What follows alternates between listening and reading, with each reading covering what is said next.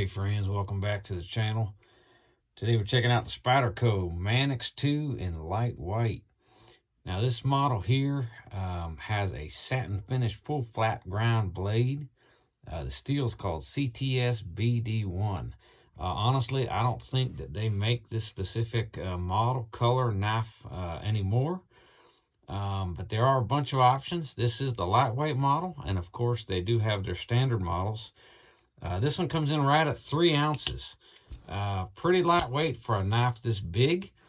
But in all honesty, if you compare it with something like the Benchmade Bugout, which is only 1.8 ounces, it feels pretty stout and it feels pretty heavy, pretty big. Well, let's just talk about it a little bit. Spyderco has what they call their bi-directional grips. I don't know how well that's coming in on camera. But the angle of these grips are going that way. The angle of these grips are going this way. They're all going towards the spider, kind of like a spider web. Really neat, really cool. You can see how this blade shines. I mean, gosh, it's nice. I mean, it really is nice. This is their lightweight model carry clip. Now, this is the first clip they came out with like this. And if you look at, for example, Para 3, it's a little bit different here, and I prefer the one on the Para 3. This lock that they use, it's similar to a Benchmade axis lock. But I'd like to talk about a couple things real quick that they don't suit my fancy. I love Spyderco, and I'm going to do more videos on some Spyderco knives, kind of to make up for this one. But this knife, if I could do it over, I probably wouldn't buy it again, and I'll tell you the 2 reasons real quick right off the bat. Number one, their locking style that's like a Benchmade axis lock. These buttons here are plastic. They feel cheap, and even though they're bigger, they're still pretty hard to move back. And it's just not as user-friendly, not as fun, not as easy. Whereas the Benchmade, these feel like they're metal. They're more well-built, and yet they're still very easy to move, even though they're smaller. And again, if you look at the 2 of them, and guys, this is not supposed to be a Manix 2 versus the Benchmade Bugout, but the blade length as far as cutting edge is very similar, and handle length is similar. Now the Manix 2 is a little bit longer, and as you can see, it's much taller. I carry this knife every day. I've already done a quick review on my EDC talking about this knife. I could do more of a review on that. This knife I tried to like. I tried to carry it. I wanted to like it, but I couldn't get over the lock that I didn't like. And for this being a lightweight model, still coming in at 3 ounces, y'all, it's just too big and too heavy for me, for my pocket, especially once I felt this bad boy here. But that was even, to be honest, that was before I even had the Benchmade Bugout. But let's talk about the knife a little bit real quick. Great grip, great pocket clip.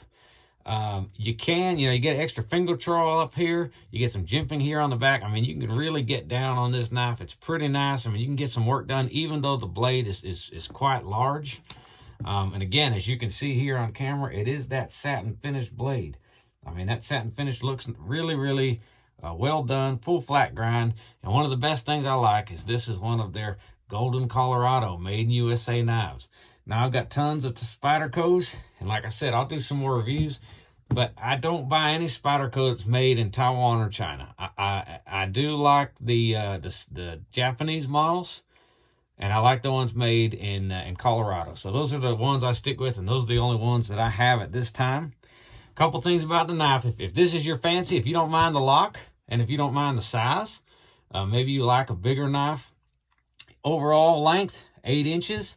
Blade length is 3.37 inches with about a 2.88 cutting edge, because this part of this is the finger trawl.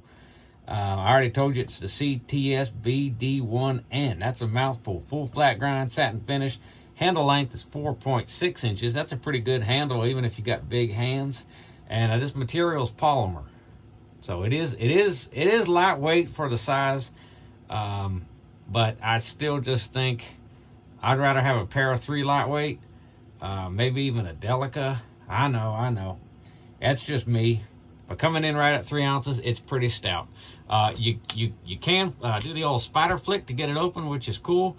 And if you kind of practice a little bit and really hold on to that pocket clip, you can also close it with one hand, which is really nice.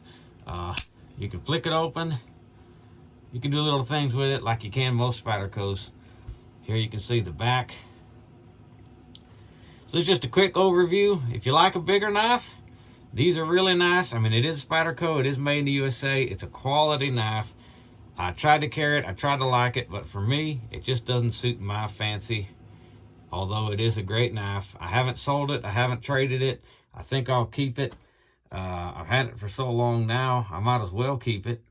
The only thing that I think I didn't mention is the color that they call this is dusk blue. They do have a few blue models. They got a Para 3 lightweight in blue, and they've got some other blues, obviously. This one's called dusk blue. It is a nice blue, and they call this lock their secure ball bearing lock. But in all honesty, no offense to Spyderco, I just think Benchmade does the axis lock better. You know, Spyderco has the hole first, and there's some Benchmade models with that Spidey hole. Works out fine. Spyderco kind of tried the same lock here, and it's just not for me. But maybe it's for you. Guys, got any questions about the knife? Let me know. I'll be happy to answer it as always. And again, if you like these reviews, you like these overviews, you like just me kind of talking what I like and what I don't like, let me know in the comments, please. And tell me, what do you carry? Y'all carry Spydercos? I think I'll do a video. You guys want me to do another video? I'll do a video on the Spydercos that I do like and the ones that I do carry. This one, like I said, I don't carry much. I did try to carry it today because I wanted to do this video. But I just don't carry it much. But I'll do a video on the Spydercos I do like and the ones I do carry. Which ones do y'all carry? Y'all carry Spyderco? You got zero tolerance? Benchmade? Case? What do y'all carry? Thanks for watching.